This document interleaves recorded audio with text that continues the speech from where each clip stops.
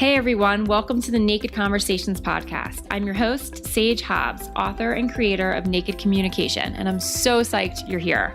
This show is all about taking charge of your life in new and inspired ways to create a life you deeply love. It's about being more you in all areas of your life, more courageous, more free, more alive, more naked. I'll be sharing stories and advice from amazing people around the world who are up to incredible things on how they are successfully breaking free from fear and old patterns in order to create incredible relationships and impactful lives so that you can do the same. This is the place to be inspired to live a courageous and naked life. Let's do this.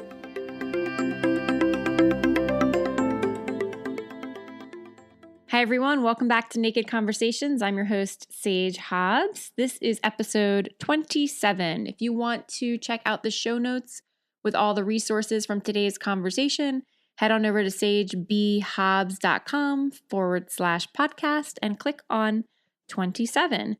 And while you're there, you'll find all the other episodes so you can binge if you want, as well as a free resource guide for my book about how to really ask for what you want effectively and get it. And information about the book itself, Naked Communication, Courageously Create the Relationships You Really Want. So you can poke around over there and find some free resources as well as access to the book. Lastly, I so appreciate all of you who tune in regularly. And for those who are new listeners, it is awesome when you take the time to subscribe, review, and share the show. It means so much to me, and it's really a way to get this work and this conversation out into the world in a bigger way. And this work is really about real women and their real stories making a real impact. It's so much more than just my ideas or my advice, although I layer that in. It's really about amplifying women's voices worldwide. So when you subscribe and share and review, it really makes an enormous difference, and I really appreciate it. And lastly, if you ever have things you want covered on the show or questions for me, please feel free to email me, support@sagebhobbs.com. I'm a real person over here doing this thing, raising my kids, stepping out into my own leadership, and I love, love, love to hear from you. So without further ado, I want to introduce you to today's guest. I have on the show today, Jenjii Neale. And Jenjii and I met sort of through the internet, actually, through Facebook connections, which is unusual for me because I usually am a in-life type person. And it was like we were meant to meet. We had so many beautiful parallels in our interests and our passions and our life experiences. And finally having her on the show was just such a pleasure to get to know her and to go more deeply into her work and her vision of what she's creating. So Jenjii is a life and leadership coach and a facilitator. She's also a mom and a community builder. She's really dedicated to creating understanding and connections across differences. And lately, she's been stepping out even more into a role as an activist, which was really interesting to dig into on the show today. She has a 20-year career as a leader in youth-serving nonprofit organizations, another commonality that we shared around youth empowerment. And she has, in recent years, turned her focus to coaching, where she created The Mother's Quest. It's a podcast show. It's also a community, and it's really about how we can support moms in living what she calls an epic life. And we define epic life on the show today. So definitely tune in for that, because it's, as soon as I heard it, I was like, oh yeah, I want more of that myself. I'm going to look at those guideposts for how I live my life. Regardless if you're a mom or not, they are incredible measures for how we're really showing up in the world. She also launched something called Women Podcasters in Solidarity, which we talk about a bit on the show, and I was honored to be a part of, and just love watching women like Jenjii who really are stepping out and speaking out more actively about things that really matter to them. So without making you wait any longer, here we are with Jenjii Neale. Hi, everyone. Welcome back to Naked Conversations. I'm so excited for today's talk with a lovely and inspiring woman named Jenjii Neale. Thank you so much for being here, Jenjii. I'm really excited to be here, Sage. So Jenjii and I met on the interwebs, actually. And then, as luck would have it, we have several beautiful people in common, and it just felt like her story and her work was something I really wanted to share with this community. So I'm excited for you to learn from her today. Jenjii, I always start with the same question and then we go from there. And as I warn people, if you've listened to the show, you know this is Naked Conversations. So we kind of let it take its path and its course in the way that feels most real and authentic to the two of us. But I love this question to anchor us. It is, what does courage mean to you? I love this question too. And it's funny because, as you know, I have my own podcast. And the first question of my podcast is always asking people about their childhood and the impact that their mother has had on them. That's a big, juicy one to open it up. It takes us deep really fast. And I think it's a great way to, just jump right in. So I was actually listening to your episode with a mutual friend of ours, Rachel Rosen, last night. And I heard you ask her about what courage meant to her. And she had such a beautiful response. And so I've actually been thinking about it since then. Nice. And I love more than anything to also engage my children in these questions. And driving to, school or activities is such a great place to have it. So this morning on the way to school, I was talking to my older son, Ryan, who's almost 14, about courage. And that's awesome. He said, to start with him first, that courage is moving through something that you're afraid of in service of something that matters. And I really loved that. That's what your 14-year-old boy said? That's what my 14-year-old said. Ugh. Yeah, he's wise beyond his years.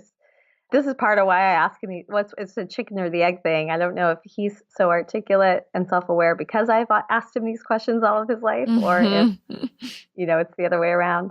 I always say as a mom that we're always going to take all the blame, so we also may as well take some of the credit. Yes, I will definitely take some credit. Yeah, you had part of that. It's beautiful. Not all. I really resonated with that too.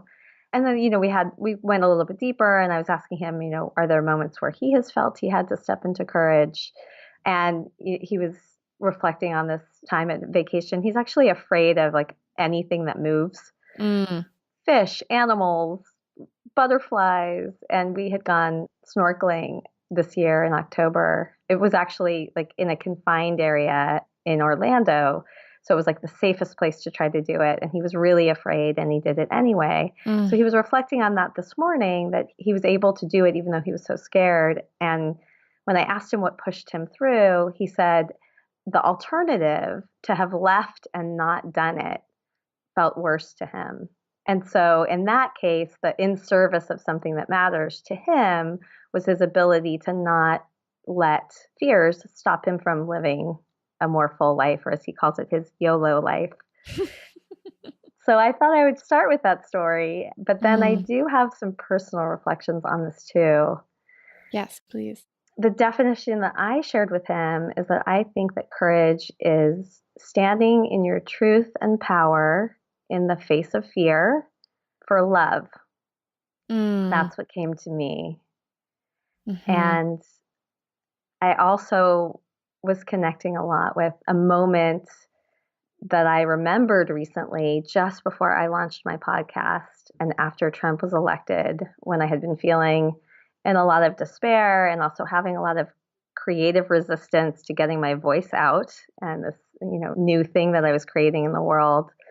And I had this memory of being, I think I was maybe like 7 or 8, and I've always been a sort of petite, small girl at home. And we had this long driveway and a dog that lived at our neighbor's home, that whenever I would walk up the hill home from school, that dog would be like chasing me up the chain link fence, like it just wanted to tear me apart. And so I had like a fear of it. And, just would try to stay away from it and get away as quickly as I possibly could. And one day my dog, who I absolutely loved, got out, and that dog was out, and my dog was attacked. And as we were getting ready to put her in the car and go to the vet, that dog that I had been so afraid of trotted up the hill. And I remember standing at the top of this driveway, like this, and I remember feeling like I was small and just standing there and yelling at this dog, like, I hate you, go away, you can't hurt us. And I don't know where that came from, because typically I would have been petrified to be in the presence of this dog without the fence. But it like looked at me and ran down the hill. And so, but really it was my love for my dog that enabled me to stand in that way and find this like strength in me and a way of speaking to somebody that I had definitely never had before. So that's Yes. what was coming to me today. And there have been so many things, in the last year or so since I launched Mother's Quest and in today's political world that have also called upon me to stand in truth and power and have conversations I haven't had before. And I think it is, because of the things I love and value that I'm willing to do it. That is a really beautiful answer. And I can see where your son gets his wisdom. Really, I mean, just the reflection of how we're called forth in certain moments or incidents in our lives, what that calls out in us, this idea of standing in your truth and power in the face of fear for love is not so different in the sense of for something that matters, right? For you, what really matters is love. Yeah. It's beautiful. So with that, for those who have never met you before, Julie, or don't know of Mother's Quest, can you tell us a little bit about your work and your path to creating and launching this endeavor? Yes, absolutely. Well, Mother's Quest, I say, is my for-purpose venture that provides inspiration, coaching, and community for moms who I say want to live an epic life. And epic for me has multiple layers. One, I had been listening to Elizabeth Gilbert and others talk about the hero or heroine's journey. And that planted seeds in me for thinking more about my own life. And I felt like I was living a very full and wonderful life. But I also felt like there were things that I wanted to do, which I call like these whispers, that I hadn't been following through on or I wouldn't pay that much attention to. And in some ways, I feel like I got a little bit lost in motherhood, as I think, can happen with so much of our attention and focus on our kids. So I decided one day that I didn't want to just have listen to the whispers, and that I was going to step forward and live an epic life that felt epic to me. So my version of an epic life, not somebody else's version, not what I thought it should be, but that it would be filled with all the things that matter most to me. And that I have this picture of like someday when I'm, with maybe my grandchildren, I could tell them stories about my life and all the things I did where maybe I, even in the face of fear, I stepped forward and took the action based on the things that really matter to me. So EPIC has that connotation, and then it also is an acronym mnemonic for the guideposts that I think help us to live that life when we're raising our children. So each letter stands for something that I felt like I had been on a quest on as a mother and a woman in my own life. And so that's become the guiding framework for the podcast. When I interview other women, we delve into these guideposts, and then my coaching circles, and even my morning, I have a morning practice where I do a little bit of reflection before I start my day, and I kind of check in on these guideposts and how they're showing up for me in my life. So that's the larger backdrop. And how I got to this path is that I am a life and leadership coach. I worked in the youth development and community building field for about 20 years. And I think you've worked with young people as well, right? I know. We have a lot of parallel experiences, you and I. Like the more we talk, the more I'm like, oh yeah, of course we found each other, Yeah, I spent 10 years as a school counselor, and my master's is in counseling psychology. And so youth and families, actually even 10 years as a school counselor, then some years before that in youth work, not in the schools, So it was my first love, and it taught me, I'm sure you can say similarly, it taught me so much about who I am, how I want to advocate, how I want to speak up, how I want people to be able to have agency in their lives, 100%. Many things. Yeah, I feel like I really grew up and became who I am while working in organizations alongside young people. And so that was also a major influence. The organization that I worked for over 12 years, and I'm still connected with, I facilitate circles for them. They held this belief that if they were helping young people, many of whom lived in low-income communities facing a lot of challenges, that if they felt they were trying to help these young people step into their own leadership and really grow personally, that the adults needed to be doing that work themselves. Yes, I wish more organizations took that on. really, Right. that we need to model. Sometimes I think we expect these things of young people that we haven't figured out for ourselves at all. And I'm like, why should we expect 14-year-olds and to lead us when we Exactly. haven't done it ourselves? It's beautiful. And that is the part of the premise of Mother's Quest too, is that, if we want our children to be living their fullest lives, that they will learn much more from what they see in our own example than what we tell them. So along the way, since I launched Mother's Quest, first and foremost, it's a commitment to my own growth and my own quest. And then I'm just really open and transparent about sharing it and inviting other people into it and inviting my children to kind of come along too in different ways through having conversation with them. And I've also brought them along to different opportunities that have happened for me since living my epic life. And so it really just feels like an extension of my life. It doesn't feel like work necessarily. And it definitely feel like I'm on purpose. Like this is what I'm supposed to be doing with my life right now.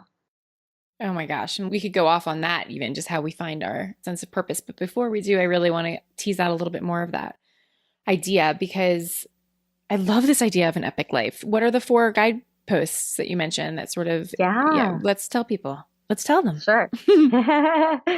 So E stands for engaged. And that is always the first thing I have been thinking about as a parent. How can I be engaged mindfully with my children? Gosh, yeah. And after that, the next thing that always comes to me is then, okay, what is also beyond my children and beyond my family? So P stands for passionate and purposeful. And that's about the impact that you make beyond your family. I stands for invested in yourself. So that's where all of the focus on self-care, growth, learning, joy, fulfillment all falls under I. And then the last guidepost, C, stands for connected. And that's about being in community on your journey, really building all of the relationships, finding your guides, just loving your people so that you are not isolated, but you're connected as you move through your life journey. Oh, those are so good. Those are so good. And again, we resonate on several. When I wrote Naked Communication, it was really about our relationships being the foundation of our personal happiness and our professional fulfillment. And that they're really at the end of our lives. The thing we look to more than anything else is, was I deeply loved and did I love deeply? And if you were living an epic life, I feel like that would lead you there, right? It would lead you into community. It would lead you into passion and purpose within yourself and beyond yourself. Yeah. So I'm going to take that on. I'm taking that on. You just got another one in your world, Julie, because I'm excited about those 4 guideposts. So fantastic. Tell me a bit about this. You said a few things that I think for those who are mothers or parents listening, and we don't have all moms listening, but many, this idea of losing yourself to motherhood and what it looks like to come back to passionate and purposeful impact beyond your family. And if you're not a mom listening or a father listening, I think you could still speak to this in terms of when we lose ourselves in life with what we should do, sort of the hamster wheel, the grind, other people's expectations of us. There's lots of times where we can lose our inner compass. And I'd just love you to speak a little bit more to what that looked like for you, and then how this idea of passion and purposeful impact beyond your family came from that. Yeah. Well, I think one of the things I haven't mentioned yet that contributed to this sense of losing sight of maybe my passion and purpose in the fullest expression is that, one, my oldest son, when he was under 2, we realized that he had some serious developmental differences. And now, we refer to him as differently wired. But that was, a pretty overwhelming shock to us at the time and required a lot of my focus and attention, ultimately to help him reach his fullest potential. Thank goodness for my husband, who was able to help me hold that frame at the time, because there was so much fear of the future and uncertainty about what might be true for him. So for many years, there was just a tremendous amount of focus on, all kinds of therapy and intervention and just helping him to succeed. And then when it came time to look to having a second child, we had 5+ years of infertility and we were on a major quest just to conceive. Yeah. So I think, where this may relate to anybody, even if you're not a parent, is that, life can often present you with challenges and even tragedies and things that you're not expecting, things that you didn't, it's funny. One time I saw this book after a really hard day with Ryan. I was at the car wash, and there was a book. They have all these interesting books at the car wash. Do you have one of those where you live? I'm like, I need to go to your car wash. It's never that fun when I go. Our car wash is a really interesting place with gifts and books. And so there was a book called This Is Not the Life I Ordered. And I felt like it just jumped out. Maybe you can link to it. Yeah, I will for sure. Jumped out into my hands. And that was how I was feeling. Like, this is not what I signed up for. Mm-hmm. And so I think when things like that happen and require you, to focus in certain ways that you weren't expecting, you can lose sight of some of the other things that you really value. Absolutely. Absolutely. So I think there was a point of kind of coming through that. And some of it is just timing. I'm not sure that I would have been in the space to create what I'm creating now when we were in the early intensity of either of those two challenges. Mm-hmm. But I also feel like I wouldn't be the person that I am now had I not moved through them. Yes, 1000%. I've asked other people on my show, actually it was just Sera Snyder, I believe, who was just on recently about this idea of the lessons that we glean in challenges or tragedy. And I too had a major infertility struggle. So you and I, again, another parallel. Wow. And I also had cancer when I was 23, and there have been various things in my life that have pushed my edges, right? To really pay attention to how I want to live. But I will say in the moment, those lessons aren't always clear. And I guess this is my question. What do you think of this idea of challenges and tragedies shaping who you are and how we get to them? When did you arrive at that conclusion for yourself? Was it when you were in it, afterwards? When did that show up for you? Oh yeah, that's how I got shaped by that experience. Right. This is what I think about that. So, this whole idea of the heroine's journey, I've been having conversations about it with people who come on my podcast. And I don't know if you know Elizabeth Cronise McLaughlin. I don't know her. Do you know her yet? Mm-mm. But I'll share you the episode that I did with her, but she is also a coach and a former Wall Street attorney. And after, the election, she started doing these daily resistance lives where she could kind of break down, especially with her law experience, what was really happening, what was happening in the courts, what's happening in all of the politics, and also help direct people to where we can, take action and how we can be advocates. Mm-hmm. And she is, was definitely a light for me over the last year as I've stepped into more activism, which is also something that's been newer for me. So she came on the podcast and we talked about the heroine's journey. And, she said what's different about the heroine's journey from the typical depiction of the hero's journey is that in the hero's journey, you go on this challenge and you end up moving through the dark tunnel, and then you eventually get through it. And there's some prize that you then bring back to your community at the end. And with the heroine's journey, you're constantly in this circle and this cycle of learning things along the way and bringing it back to your community. And I really resonated with that. And I think that is true, that all along the way, I was learning things and I was sharing them. But there were also moments, like I think the moment where I was finally able to say yes to creating Mother's Quest, where maybe there was more of a sense of completion of the circle, or, something a little different, or the spiral kind of bringing me up to the next level. So I love it. So it's really, it's both. I've never actually heard it spoken of that way. And that gives me a really fresh perspective, because there's a part of me that's kind of like, don't ask somebody while they're in pain and suffering. And I have a, background in counseling. Please don't ask them while they're really in it, or tell them that there's going to be a silver lining. That there's a piece where I feel like we need to pause and have compassion for the experience, for the pain and suffering and fear of the moments. And you're 100% right that even while in it, there's some profound wisdom and learning that can be shared. And I love that with women, and I love men too, so this is not better than, it's just the way that I find we tend to be is collaborative and in community so naturally that it doesn't even occur to me or to you not to share our experience and our lessons and our wisdom throughout the entire process, even when it is painful. Right. I'm so grateful to be a woman for that reason. Yeah, and I've been aware lately that, people connect though in different ways, and some people are more introverted. I'm sure that does look different for everybody, but I think there is this kind of hard wiring for connection and communication that is different. Absolutely. And, introverts love connection too. They just don't fuel their, they're not going to go to a party and feel energized necessarily. But on the one-to-one and in those beautiful, sometimes deep, soulful relationships, I think the desire is still there. It might, like you said, it just might look different. They're not screaming from the mount, or like I may be. They may not want to do a podcast. Right, exactly. Or take to the stage. And that's fine. We need all different kinds of voices in these bigger conversations. So I love that you already touched on this, and I want to go deeper with activism. Something that really drew me to you was an initiative that you started around having your podcast give voice to causes and messages you believe in.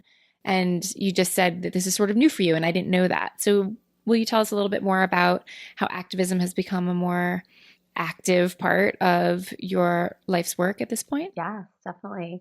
Well, I should say that, caring about social justice and community building and youth development, communities of color has been a value of mine since the first job I had out of college was working for this incredible organization in downtown LA called Heart of Los Angeles Youth. And so it's not that I haven't been connected in some way to these issues, but I always did it in sort of my way. So, I'm part of an organization, and for many years I was a fund development director. So I would write grants. But then, I would go home to my community, which is not as diverse as the communities that I work in. And, certainly on social media, in terms of like the Facebook posts I would share, I remember for years I would see posts that were, talking about these, some other issues, and police brutality is one of the issues that I ended up stepping more into. But I think I would see the articles and it wouldn't occur to me to share it. I would think I was just afraid. I was afraid of judgment on like either side. And certainly actually voicing or speaking or having a conversation about these issues was not something I felt comfortable doing. I think I was just afraid I was going to screw it all up. Yes. Oh my gosh. Wait, pause, because that's so good. I can't let you go on before we dig into that a little bit. Yeah.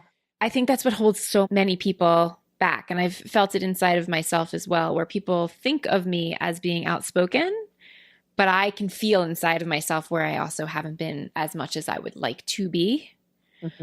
So, and it's been heated times for those listening now in early 2018. It has been an intense period of our recent history. So opinions are high, emotions are high, right? Right. But I just so respect that you said that you said I was scared of judgment from both sides and fearful of stepping into it. So I have several questions, but the first one really is, how did that change? What was the thing that made you go, it's time for me to weigh in here? So first of all, I noticed that just that question made me emotional. And I think it comes back to what we were talking about at the beginning of the episode about love, standing for love. I have a friend whose husband I worked with for years at that youth organization, Alternatives in Action. Her name's Jenjii Hysten, and she had posted a Facebook Live after the death of one of the Black men that was killed by a police officer, where she was in tears and just saying, to my white friends, I want you to just even imagine what it would feel like to fear for the safety of your Black husband, your Black sons, your Black brother when they walk out the door on a daily basis. And it was that human connection and her vulnerability that caused me to, at that moment, I think what I did was I actually called her. And I left her a message. And I said, I just want you to know that I heard your live and I couldn't listen to that and not reach out to you. And I don't know what I can do, but I just want you to know if there's anything I could possibly do, please, I would love to talk to you about it. And she didn't call me back for weeks. And when she did, we had a really honest conversation. And she was like, honestly, I don't really know what to tell you. But we agreed to be in connection and conversation. And she ended up being one of my earlier podcast guests. And we had a really profound set of experiences that happened through that. But I think it was really that sense of human connection that got me to realize, like, she's dealing with literally the fear of her loved ones. I can deal with the fear of like sharing some posts or saying something. I mean, it feels like so minuscule in comparison. Right. But it is what started to get me moving. That was the first pivotal thing. Oh, well, I want to make sure to link to that episode. I'd love to share that episode with her in the show notes of this show. And I think that's huge. It's the human connection and the power of story. When people really, really express themselves in a vulnerable way and tell a piece of their story. And again, I'm just actually having like a little bit of a weird tingly sensation, Julie, because I literally feel like you and I are having some really parallel experiences. And I do not tell this to all the guests. Like, this is like, I'm in this women's circle. And one of the things I keep speaking to is this desire to return to some of my own sort of activist roots, where I feel like I used to be more engaged, and a little bit in the season of life that I've been in with my 2 young kids and career, and less so, and looking for what that might look like in my life. And I'm giving a talk actually next month at my son's school, and it's scary because it's my son's school, right? So stepping into a community that knows you one way, where you want to be liked and accepted. It's going to be my daughter's school next year. I'm going to be at this school for a really long time, Yeah. I'm giving a talk on how to raise culturally competent kids. And that's a big topic, right? We're going to look at the main 8 cultural identifiers. And I have to tell you, it's pushed my edge quite a bit of being afraid of judgment. Am I expert enough? I live in a community of so much privilege. How much do I help them see that in an hour and a half? You know what I mean? And yet I feel it was a long process to make this happen. And I hesitated along the way. And I kept getting nudged by women in my life who've known me for a long time that no, of course you're going to do this. This is what needs to be done. This is a conversation that needs to happen. And so, I really feel that. And for those listening, it is each of us having the courage to like just go for it in some ways and speak up and try to, even if it's imperfect. I think when it comes to police brutality, it sometimes can feel even scarier because it's like you said, it's not your particular family that is targeted. So how did you choose that cause? How did that cause come to be? I find that a lot of women are very overwhelmed with where and how to even use their voice and take action. And I sense a lot of clarity from you. And I just wonder if you could speak to how that cause rose to the top and what that has looked like for you. Yeah. So, and I'll give a little bit more information about Women Podcasters in Solidarity. Please. Which is that, so it really was this first conversation with Jenjii that got me started. And then I think it was the death of Philando Castile. Each time it was like, I think it just like shed another layer of, I don't know if I should use this word, if you'll have to edit it out, but like a layer of the bullshit. Oh, I swear all the time. Every one of mine has explicit things. So. That gets in the way from me, like really stepping forward, like back to in my truth and power. So, learning about his death. And then I saw a video of such a heart-wrenching video of Diamond Reynolds, who was his girlfriend, and her 4-year-old daughter in the back of a cop car after he had been shot. And what they did was they handcuffed Diamond Reynolds and then put her and her daughter in the back of a cop car after they just saw, who was essentially her father figure, murdered. I remember that. Yeah. It's unbelievable. And it was just so heartbreaking. And this little girl was the same age as my younger son at the time. And, saying like, Mom, stop yelling. Shh, be quiet. I don't want anything to happen to you. I'll protect you. And just the whole thing was, you can't watch that as a mother and not feel some sense of common humanity and like, oh, this has to stop.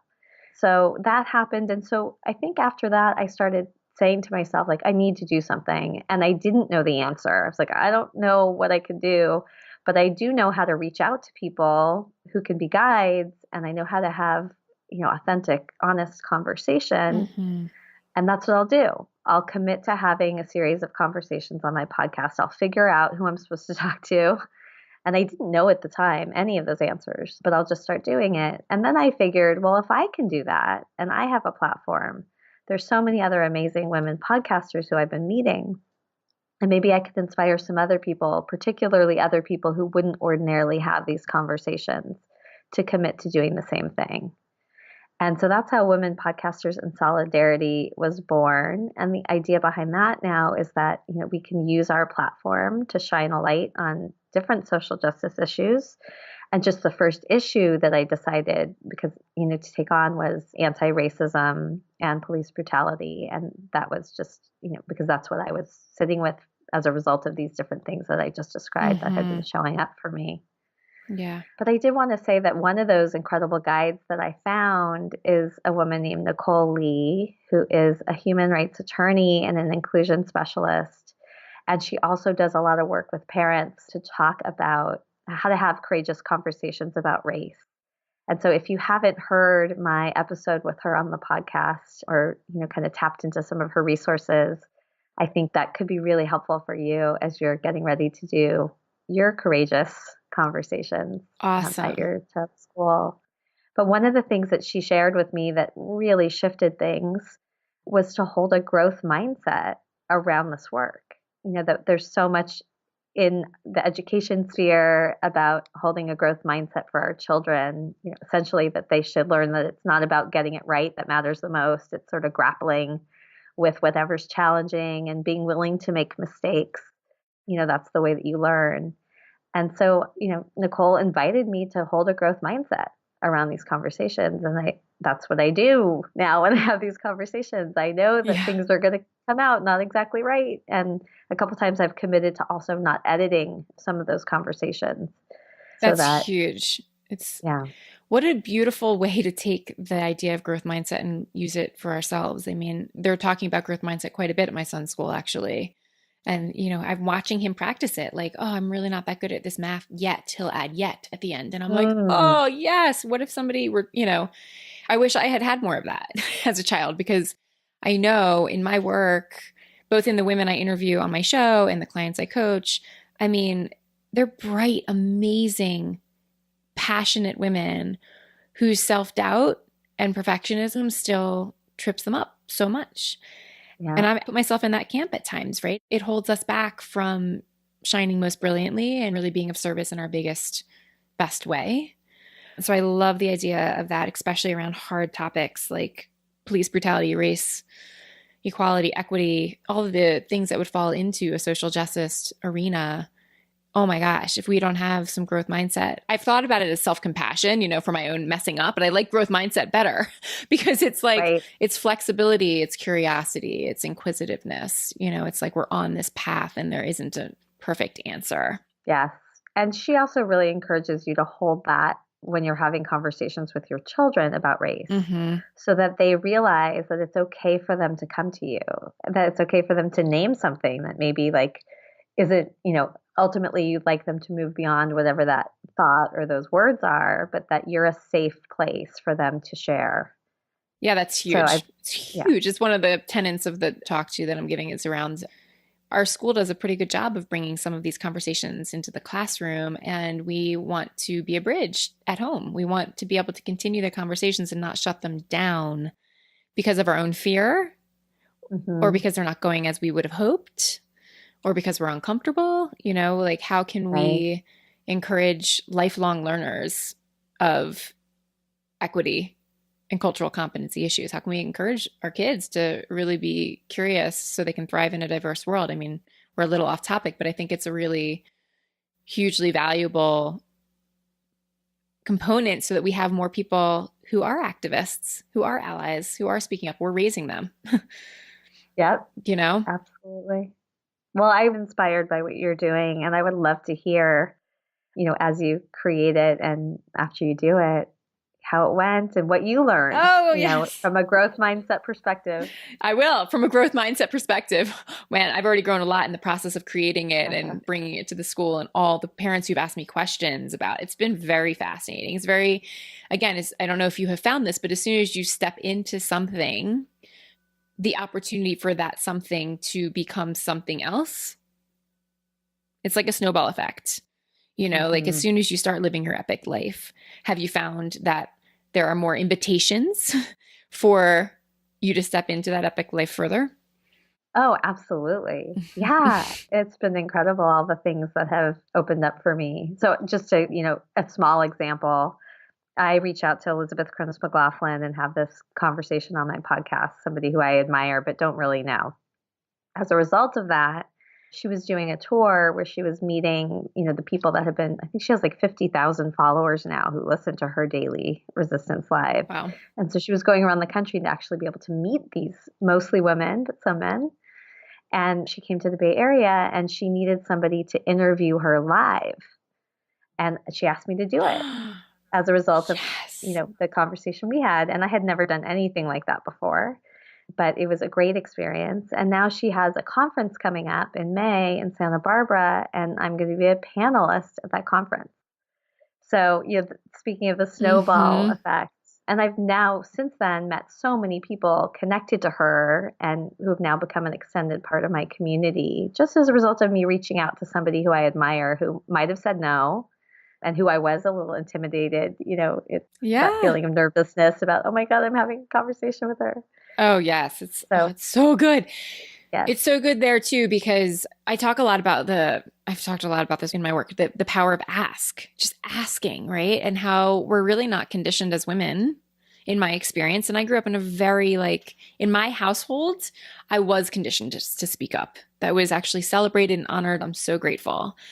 But I've really learned as I'm in my latter years that societally, we really are conditioned to play it safe, be nice, not make waves, not ruffle feathers, not disappoint, as women more than men in some ways. And so that making requests thing, it's not as easy for us. Mm-hmm. And there are ways to do it where it's more likely to be effective than not. And you nailed it with this piece of just total authentic outreach, right? Just the way that you asked her and what has come of that would not have even, wouldn't have happened if you hadn't courageously made a request. Yeah. And I think also that other premise about Mother's Quest, about when we do that in our own lives, the impact that can have on our kids. My son Ryan was able to watch the progression of all of that. And he actually came to hear me interview Elizabeth that night and was able to ask her a question. And his whole awareness around politics and how to communicate was expanded as a result of that. Yeah, exactly. And so not only are you modeling how to be courageous and how to be outspoken and how to be an activist and how to make requests, then you're also broadening his worldview through the experiences that you're now having and participating in. Exactly. It's profound. And it's how it gives me hope for where we're headed when more of us can step into that space. So thank you for modeling that for the people in your community and for those listening. It's really, you make it sound like it's really easy.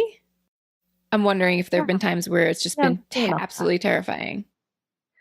Well, I will say that being a fund development director for a nonprofit organization got me very comfortable asking for things. Mm-hmm. And it's because when I ask, even when it's for my own podcast, I really feel like whatever that conversation is that's going to happen is going to be of service and of value, definitely to whoever's listening.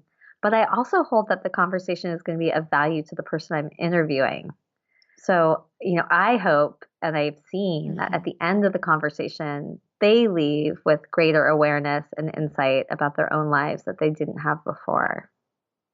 So I have that always as the backdrop when I ask. Which makes it a lot, again, this is a deeper one, right? But this is so fascinating because what you've done is couch it so it doesn't feel selfish or greedy or about you, narcissistic, whatever the words would be. You make it about service.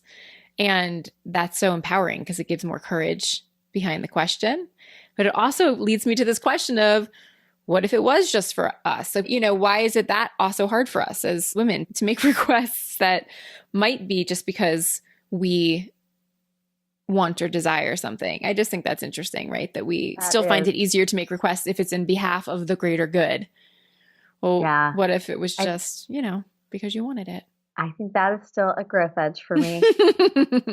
Exactly. Well, you can take that one with you and think about it. And then what do you want to ask your husband for? So this all leads me to this thing I've been really digging into more on the show lately and enjoying a lot, is this idea of women in leadership. And when I hear you speak, it's really clear to me that you have stepped more into your leadership in a whole nother level. You've led in different ways throughout your career, but it sounds to me like this idea of finding one's voice is also really about leading. So what have you discovered about yourself or uncovered about women in their roles as leaders? I'm thinking about that. Well, okay. One thing that's coming to me immediately is this idea of permission. So I think for me, the very first episode I recorded, which was a solo cast called Planting Seeds for Mother's Quest, I reflected on all the different experiences that brought me to that moment of essentially being able to step into leadership in my own life in a way I had never done before. And one of the things that happened was that I went to a creative writing workshop that Elizabeth Gilbert was giving. Ooh, awesome. And it was another one of those things, like in life, it's just so strange and random. Like, I think it was the first one she had ever done. It was in Napa. It was not very expensive. And it was just like an incredible, I don't even know how I found that. And but you got yourself there. You also got yourself there. I got myself there it was a 44th birthday present to myself. Yes. Totally out of the norm to do something like that, like just buy a ticket. I wasn't going with anybody. Told my husband, like, okay, I'm going to Napa for the day. But this was around the time that she came out with that book, Big Magic.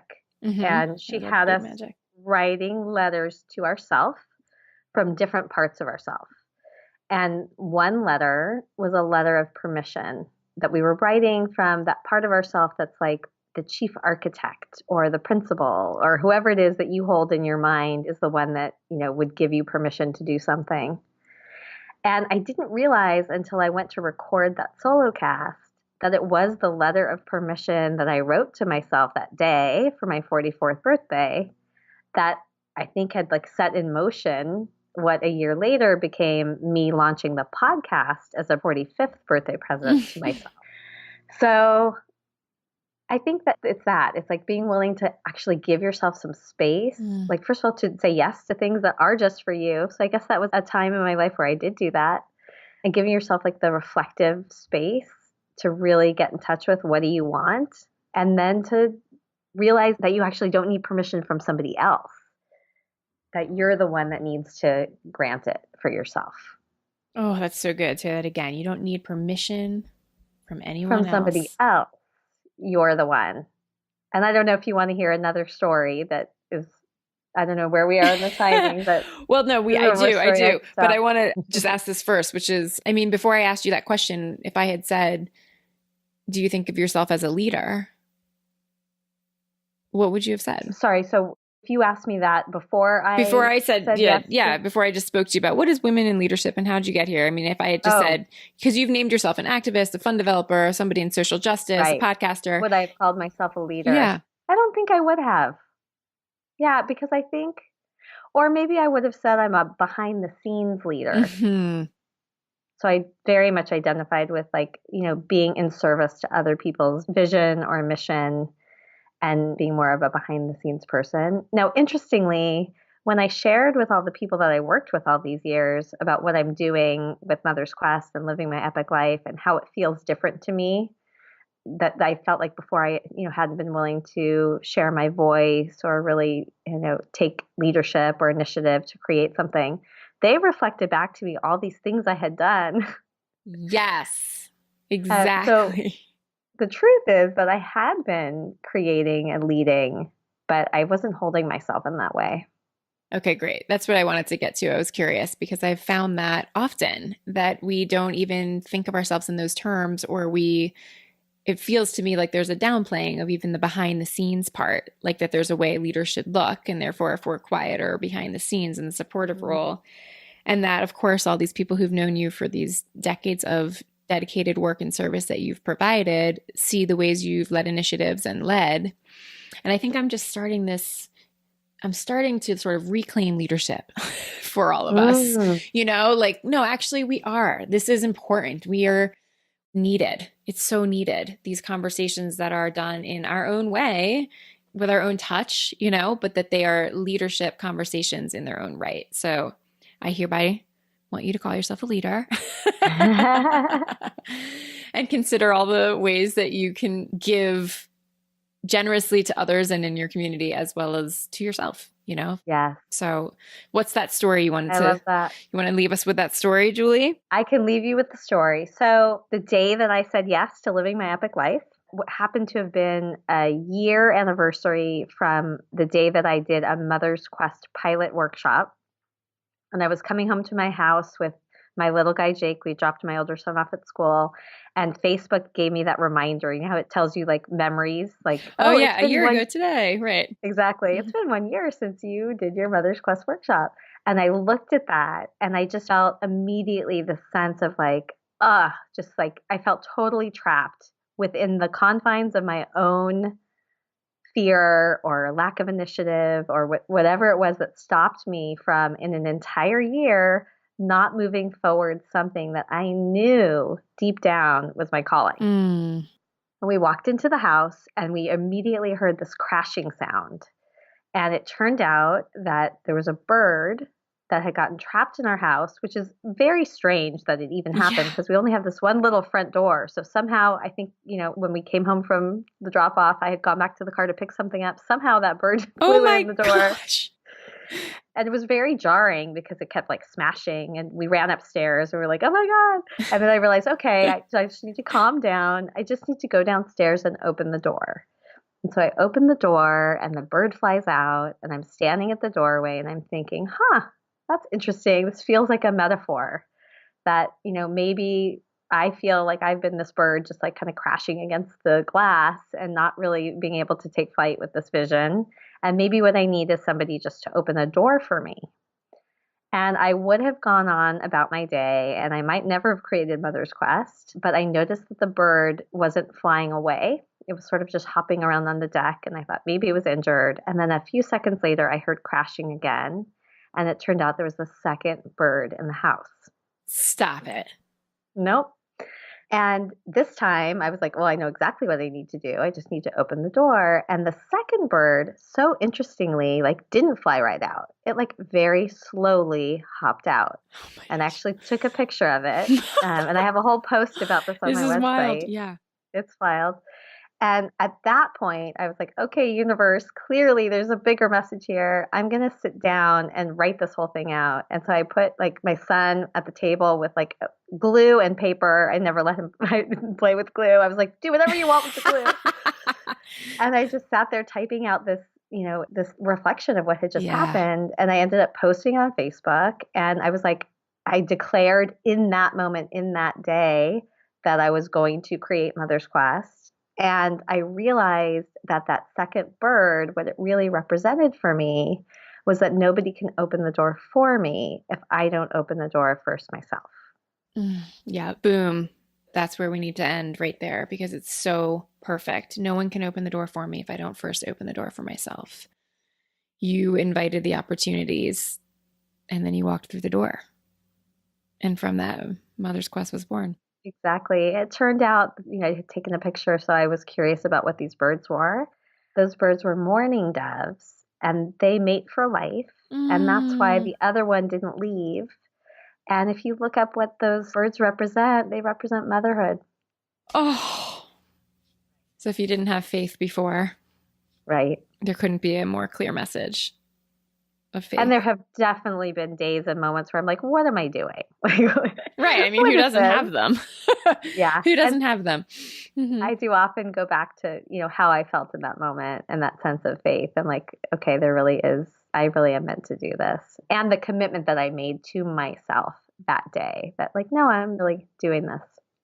that's the part that keeps you going when things are challenging, is that internal commitment to who we really are and to what we believe in and what we stand for and what we're here to create and do. And if there's one thing we could leave the listeners with, it really would be that for me, which is their own power, however it may look or whatever it may feel like or however distant they might feel from it at this time. Yeah. That there is something within each of us. And I fundamentally believe that. And I believe that of all people, regardless of background, we don't all have the same opportunity. Right. But we have the same embers of flame inside of us to be of contribution and to offer something back if we can unlock those doors for ourselves. So that is an amazing way to frame it for all of us, that to anchor back into that story, to give you faith and to have you garner your own self-trust even when it feels daunting. Julie, thank you so much for being a part of this conversation and for sharing your wisdom. And I'll make sure to link to all of the shows and resources that we talked about so people can keep learning from you and exploring their own quest alongside you. Thank you for being here. Thank you, Sage. That was an amazing conversation and definitely one that I feel enriched by too. Loved having it. We'll talk more for sure. Okay. Have a good day. Thank you so much for listening to Naked Conversations. Yay! It really means the world to me every time you show up. And if you want to know more about how to work with me personally and my coaching, you can check that out over at sagebhabs.com. You can also get some great free resources over there about how to make powerful requests and many blog posts full of resources for living a naked life, as well as grab a copy of my book, Naked Communication, Courageously Create the Relationships You Really Want. And lastly, keep the conversation going with us over in the Facebook community, sagebhabs.com/Facebook, where we can keep talking about these super important and powerful topics of living a life fully expressed. Thanks again. See you next time.